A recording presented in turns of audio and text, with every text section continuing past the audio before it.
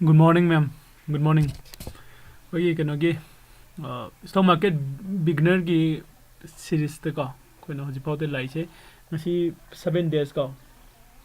class तरियत सुबह हुई थी नहीं आज जब class इधर कोई candlestick की pattern नहान लोग बेदु की मखा ताक कोई न कोई यंग मिनसी का आज जब candlestick की pattern इधर कोई न ममांग ने तब की वजह से कई तब रहा है कंधा से engulfing का प्यारी engulfing bullish engulfing का candlestick करीनो नट्रा अदेदी हरामी कोई तब तरी का हरामी कोई तब से hammer तब करे hanging man यंग कोई evening star morning star को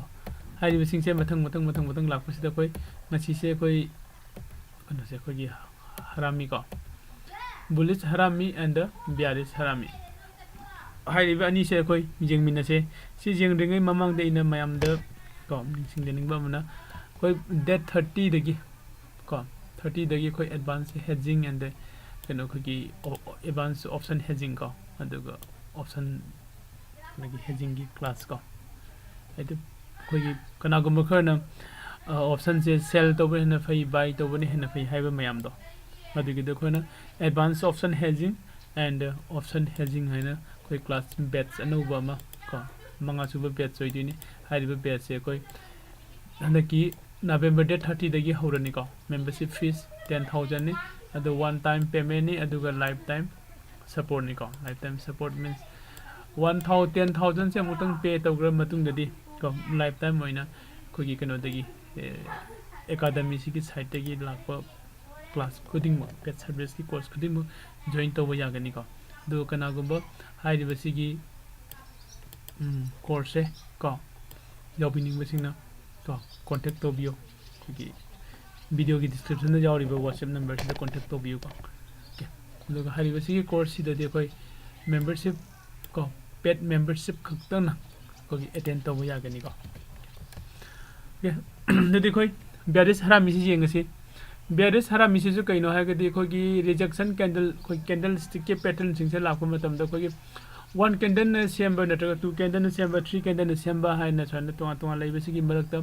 बेरिस हरामी हारिबो कोगी कैंडल स्टिक पैटर्न से सिसु कोगी 2 कैंडल स्टिक ना फॉर्म तौबा दगो मखन गे बेरिस कैनोनिक कोगी कैंडल स्टिक पैटर्न ने हाइरबो कैंडल स्टिक पैटर्न से कोने बेरिस हरामी हारिमी से करिगिनो हारेगदी अहानबदा कोइना मार्केट से बुलिश मार्केट होइना लाकने बुलिश मार्केट होइना लाबा मतुंगदा कइगुंबा रिजेक्शन जोन अमा जौरकपदगी को बुलिश मार्केट त लांब कनो से हदि रिवर्स तौरकपो को रिवर्स तौरकपा हदि रिवर्स तौरक दौरे हाइबगी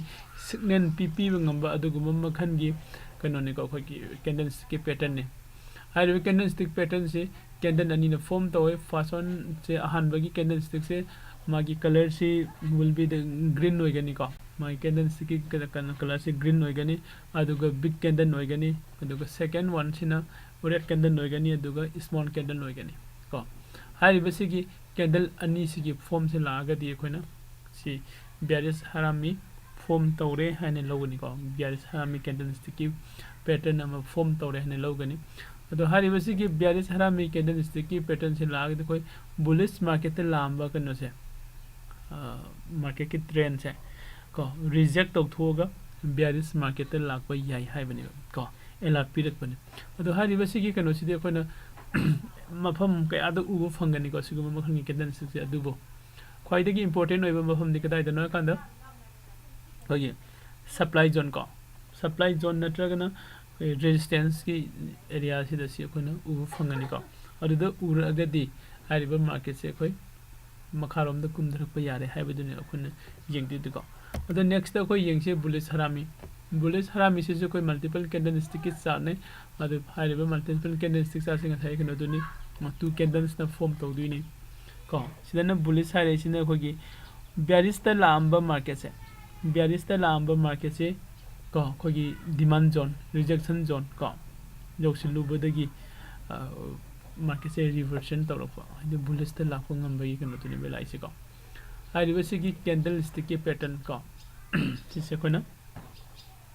बुलिश हरामे ने खंगनै को हानबा कैंडल से रेड होइगनी मथंग सिना ग्रीन होइगनी हानबा कैंडल सिना फर्स्ट कैंडल सिना सेकंड कैंडल से कवर तौसिंगनी को मागी बॉडी की मनुंग नत्रगा मागी रेंज की मनुंग को सिदा तविसे हदि मागी हाई एंड लो की मनुंग सिदा ngसागी खोगी सेकंड कैंडल से फर्स्ट कैंडल से हाई एंड लो मागी कैंडल से रेंज की मनुंग से सेकंड कैंडल से कवर तौने है मनुंग से लेगिनी है को सुगुम मखंगी कैंडल से कोइना हरामेन खंगनै मार्केट ना अप ट्रेंड लाग डाउन लोम लाग की सिग्नल पीरगना बियरिश हरामिनी अदुगा डाउन ट्रेंड लाग अप ट्रेंड पीर सटप यागे दौरे हाइबगी सटके दौरे हाइबगी सिग्नल पीरगना कोइना बुलिश हरामेन खंगनै को ओके कोई हैमर जेंगरे इन्वर्टेड हैमर जेंगरे को हैंगिंग मैन से जेंगरे नट्रा अदि मतुंग द खोगी इवनिंग स्टार जेंगरे को 3 inside down candlestick pattern हाइबम लेरी को 3 inside down हाई बसिगे 3 inside down से मेटर बाय को मल्टीपल कैंडलस्टिक ने सिसु फॉर्म तोए को माना कनो तो दिसे कनो कन ngसागी कोई अप ट्रेंड लांब मार्केट से को अप ट्रेंड मार्केट से ला कांदा हाई बसिगे 3 inside down हाइब कैंडलस्टिक से फॉर्म तोरक्तोइनी सि फॉर्म तोरब मतुंग द कइदोगे कांदा मार्केट से बेरिश द को बेरिश द रिवर्सन तौदुरे हैना खोइदे इंडिकेट तौरपको अदुगुम मखनगी कैंडलस्टिक की फॉर्म ने को हाइबसी के 3 inside down द फॉर्म तौरिबे कैंडल अहुम ने फर्स्ट कैंडल का सेकंड कैंडल का अनि सिदे कोना बेरिश हरामी के मानदिनी को फर्स्ट कैंडल से बिग कैंडल ने ग्रीन कलर ने सेकंड कैंडल से रेड ने को हाइबसी कैंडल से फर्स्ट कैंडल से की मागे रेंज की मनु दे लेगे दो बने सेकंड कैंडल से को देखोना 3 inside down है सिना अहुम सुब कैंडल से सिसे कइदोगे कांद ngसागी फर्स्ट कैंडल से मागी लो से मान ब्रेक आउट तौगदमने को फर्स्ट कैंडल की लो से ब्रेक आउट तौरबा फर्स्ट कैंडल लेरनी बिग कैंडल सेकंड कैंडल लेरनी स्मॉल कैंडल रेड कलर की को थर्ड कैंडल से रेड कलर अदुगा हाइबा सिगी ग्रीन से ब्रेक आउट तौगगे तो मागी लो द को फर्स्ट कैंडल से ब्रेक आउट तौगदो को सिगुम मखन की कैंडल से कोइना उबु फंगगदी को हाइबा से Koyna 3 inside down candlestick pattern है खंगनै को हाइबसी की पैटर्न से लागदी मार्केट से कोई बेरिश रिवर्सन तब याबगी चांसेस लेरे है इंडिकेट तौरनी है को अदो फॉर्म दी कदा वैदा तौबनी है बेस्ट होगे है कन समने को सप्लाई जोन द बेरिश को है गदी सप्लाई जोन द मसागी कोई रिजेक्शन कैंडल से फॉर्म तब होगे दमने को ओके आई एम को रिपीट करूंगे हाइबसी कैंडलस्टिक के पैटर्न से कॉम्बिनेशन ऑफ 3 कैंडलस्टिक्स ने सेम बने first candle is long bullish candle होगनी अदुगा सेकंड कैंडल ने स्मॉल बियरिश कैंडल होगनी को अदुगा थर्ड कैंडल से ngसागी फर्स्ट कैंडल दुगी लो दो ब्रेक आउट तौगदमने को down side okay break out तौर मतुंग द कोई एंट्री की येंगदोइने को सिना 3 inside down candlestick pattern next द कोई 3 inside ऑफ कैंडलस्टिक पैटर्न जेंगसे को 3 inside of candlestick pattern eko 3 inside that candlestick pattern से जो candlestick ngसागी खोगी कनो से मागी combination से 3 candlestick ना combination तौरगा सेम बदुगुम मखनगी candlestick pattern ने को फर्स्ट कैंडल से लॉन्ग बियरिश कैंडल होगनी सिदै से को फर्स्ट कैंडल से लॉन्ग बियरिश कैंडल होगनी अदुगा सेकंड कैंडल सिना स्मॉल बुलिश कैंडल होगनी को हाइदि स्मॉलर देन ओइबको ngसागी फर्स्ट कैंडल दुदगी फर्स्ट कैंडल दुदगी खर पिक को कोई कैंडलस्टिक ओगनी अदुगा मुक को मासे फर्स्ट कैंडल दुगी रेंज की मनुंग लेगे दोबा अदो मागी टेल से स्लाइटली खितंग हेंडोक प कैसु काई देखो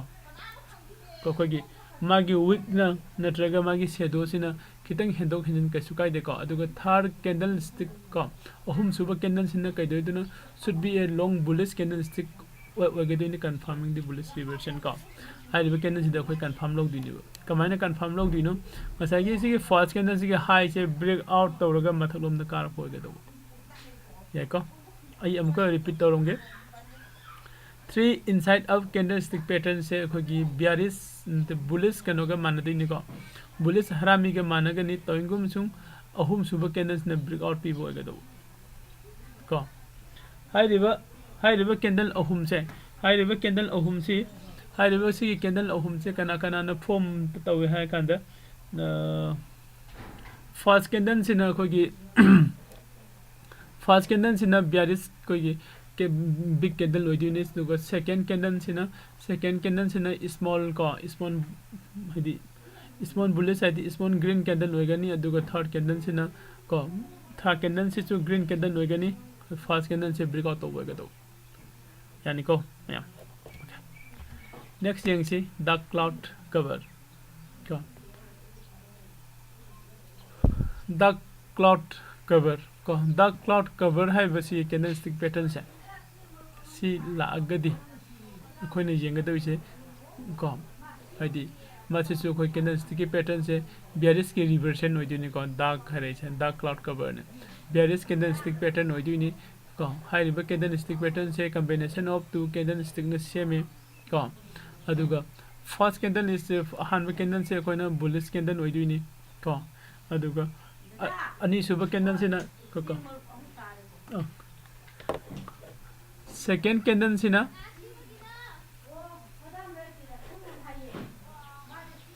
फर्स्ट कैंडल सिना इस बुलिश कैंडल ने अदुग इंडियन कैंडल कनगम छि और सेकंड कैंडल सिना बेरिश कैंडल होगदम ने कैंडल से मचा हदि को कैंडल सिगी मागी ओपन तोबम क्लोज तोबम मम ले ले को आई हर के हान बसिना कोई ग्रीन कैंडल होरे अनि सु बसिना कोगी रेड कैंडल होरे को हान ब कैंडल से सिसिगी हाई की मथक तक काखलगा अनि सु ब कैंडल से को ओके न तोगदम ने ओपन तोगदम ने अदुगा कुमधरागा कदाइदा मागी सिगी फर्स्ट कैंडल सिगी मिडल स्वाइस है स्वाइस दा आई एग्जांपल जे कितंग खक स्लाइडली गनो तबे को सिगी मिडल की स्वाइस दे को कितंग हेंदोक हेंजिन स्वाइद मा से क्लोजिंग पी गदम ने अदुगा मागी लो से सेकंड कैंडल की लो से को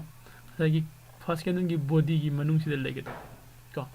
अदुगा मा ओपन सिदी अहान कैंडल सिगी हाई की मथक ते लेगेदम नि को सिगु मखन की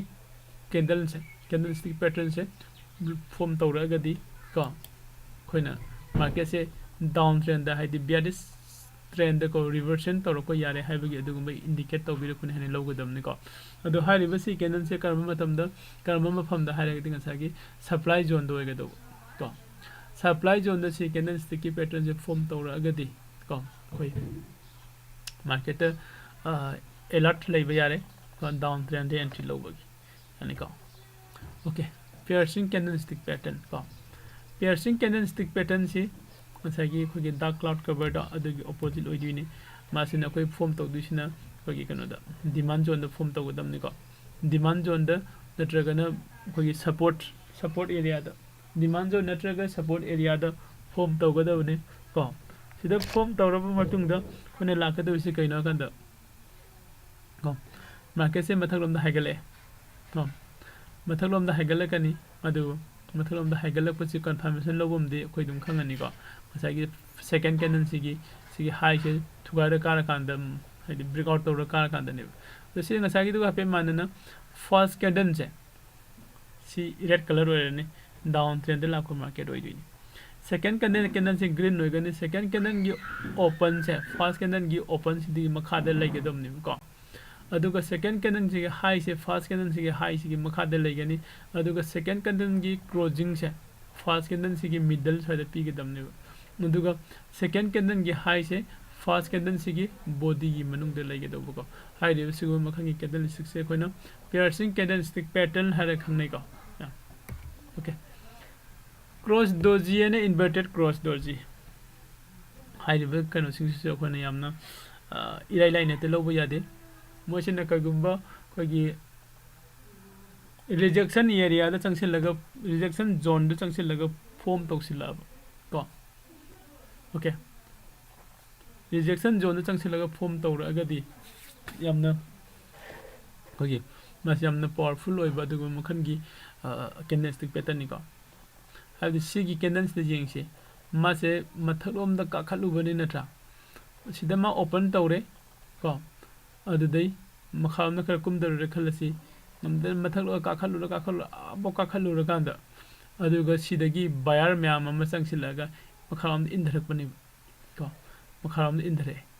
अदुदी सोय जगह सिदे कदी ले रे लोब याय खोइना को बायर म्याम ले रे ने लोब यारि सिगी हारिबा